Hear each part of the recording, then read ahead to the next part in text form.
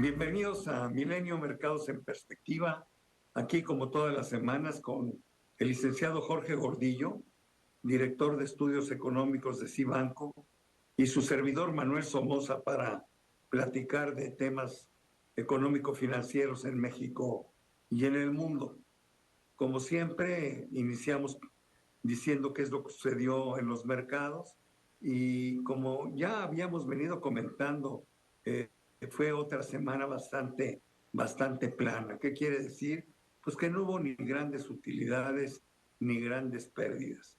Los principales índices bursátiles se mantuvieron dentro de rangos muy parecidos al cierre de la semana anterior. Y lo mismo sucedió con las monedas. El peso estuvo totalmente lateral, aunque tuvo un episodio de alza en la semana que termina, pero al final el viernes volvió a caer debajo de los 18 pesos, o sea que estuvo muy lateral con cero incremento o decremento en la semana, y el euro sí se apreció un poquitín, 0.38%, y en términos de dólares, bueno, pues ya está en 1.10. ¿Qué quiere decir 1.10? Que para comprar un euro se necesita gastar $1.10. El euro se ha apreciado en forma bastante importante en los últimos meses. Pero eso es lo que tenemos en la parte financiera. ¿Por qué tan laterales los mercados? Yo creo que hubo dos fuerzas. Una negativa que tiene que ver mucho con el resultado del First Republic, que es el banco regional que más ha sido atacado después de la quiebra del Silicon Valley, y que es un banco pues de relativa importancia, pero que ha perdido un montón de depósitos.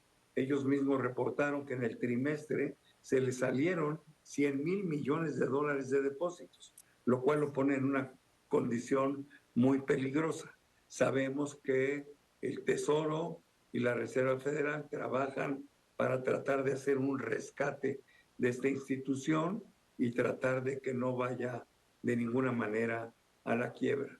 Pero bueno, pues eso generó un sentimiento negativo. Y también hay un sentimiento negativo relativo a la posibilidad de una recesión.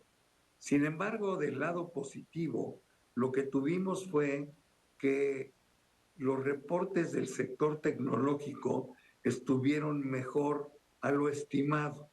Esto no quiere decir que hayan sido reportes mejores a los del año pasado, por supuesto que no, pero sí muy por arriba de lo que se estimaba previamente, sobre todo en las grandes tecnológicas. Y esto hizo que los mercados se balancearan y tuvieran un comportamiento lateral. Hacia adelante, faltan todavía muchos reportes, creo que va a ser un tema determinante, pero también va a ser más determinante que el día 3 de mayo tenemos la reunión de la Reserva Federal, y ahí el licenciado Gordillo nos va a platicar qué es lo que él cree que hará la Fed con la tasa de interés. Después México vendrá con lo propio. Esto será hasta el 18 de mayo. Yo creo que un poco la expectativa de los mercados seguirá dependiendo de los resultados de las empresas al primer trimestre, pero estos factores de tasas de interés fijadas por los bancos centrales van a empezar a adquirir mayor relevancia.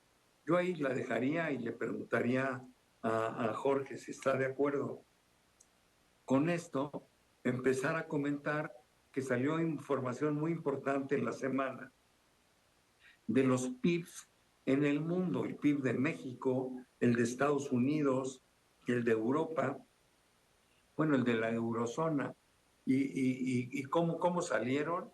Él hace una cuenta muy interesante porque los, los, los, los hace comparables, ya que cada país tiene su forma de expresarlos, pero al final se ve claramente, primero, que la economía mundial se está creciendo más despacito que el año pasado, y bueno, pues hay países ganadores y perdedores. Adelante, Jorge. Gracias, Manuel. Saludos a todos. Efectivamente, todos muy atentos a esta temporada de reportes económicos. El PIB, ya había salido el PIB de China, ya lo hemos visto creciendo, enseñando un muy buen reporte para el primer trimestre. Ahora estamos esperando Estados Unidos, Europa y México. Vamos a empezar con Europa. Europa muestra un crecimiento de 0.1% con respecto al trimestre anterior. Apenas libró un crecimiento. Es un crecimiento muy escaso, positivo, pero muy leve. Pues, principalmente afectado por Alemania, que prácticamente se quedó estancado con respecto al trimestre anterior. Y recordar que el trimestre anterior había caído. O sea, Europa todavía está manejando esta posibilidad de recesión antes que cualquier otra economía. Luego nos vamos a Estados Unidos, que su reporte fue de 0.4 en términos trimestrales, mucho menor a lo que se esperaba el mercado, mucho menor al reporte del trimestre anterior, y bueno, de alguna manera asusta o pone a todos en los focos amarillos de que posiblemente la economía se acerca a esta fatálica o esta expectativa tan preocupante que tenemos todos de recesión. Sin embargo, cuando lo desmenuzas un poco el componente del PIB, te das cuenta que el año pasado la economía norteamericana acumuló muchos inventarios por su evolución tan rápida que se dio post-COVID. Y ahora que tiene la expectativa de que a lo mejor se le baja la demanda, está utilizando inventarios que tuvo de más para cubrir el consumo, que no ha bajado, y esa es la variable importante. El consumo registró un crecimiento de arriba del 3%, lo cual significa que sí se está bajando un poquito la economía, pero no refleja todavía contundentemente que estamos cerca de una recesión. Está fuerte el consumo, está fuerte el empleo, lo cual te hace pensar que todavía le falta a la Reserva Federal, con respecto a lo que me preguntabas hace rato, que suba un poco más su tasa de interés. Creemos que va a subir 25 puntos base y con ello se van a ir acomodando países como México, quizá igual. Japón ya no lo hizo, Japón no movió tasas de interés, y Europa, que está retrasado, que tiene más problemas de inflación, quizá aumente 50 puntos base. Y por último, el PIB de México, creció más que los tres, 1.1% en términos trimestrales, un crecimiento bastante bueno, mejor a lo esperado, continúa este buen dinamismo que se enseñó el cuarto trimestre y nos hace pensar que está siendo un buen año para la economía mexicana, está empezando mucho mejor a lo esperado, pero lamentablemente todas estas expectativas de desaceleración económica en el mundo lo van a afectar, terminar afectando y lo van a terminar restando a este buen impulso que se inició. Entonces, bueno, este primer crecimiento, que en términos anuales es casi cercano al 4%, 3.8%, posiblemente se vaya pagando en el segundo, pero principalmente en la segunda mitad de año. Y bueno, el crecimiento que todavía tenemos para todo el año en nuestra economía es menor al 2%. De acuerdo. Yo lo único que agregaría es, en relación a la economía norteamericana, me mantengo moderadamente optimista en el sentido de que si vemos recesión, esta va a ser bastante leve. En el caso de Europa, lo que sí resalto es que hace un año pensábamos que iba a haber una crisis verdaderamente brutal en el continente, producto de la enorme dependencia de la gasolina y del gas de países como Alemania y el resto de Europa. Y la verdad que Europa merece los aplausos del mundo porque eso ya no es un problema.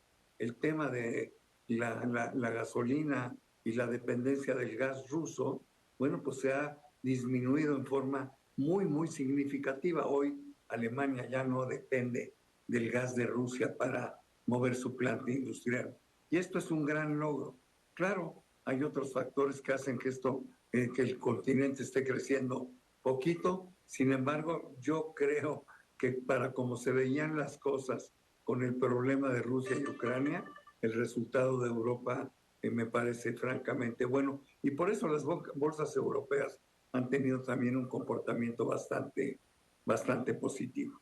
Y en el caso de México, pues sí, desafortunadamente nuestra dependencia de Estados Unidos es tan grande que va a ser muy difícil el mantener el ritmo de crecimiento de los motores de nuestra industria, que es el motor exportador, porque pues las exportaciones sí o sí se van a ver disminuidas cuando Estados Unidos disminuya notablemente su producción, simplemente porque está teniendo, como bien lo dijiste, un crecimiento todavía mucho más pequeño que el del último trimestre del año pasado. Pero bueno, ¿Qué pensamos en términos de inflaciones?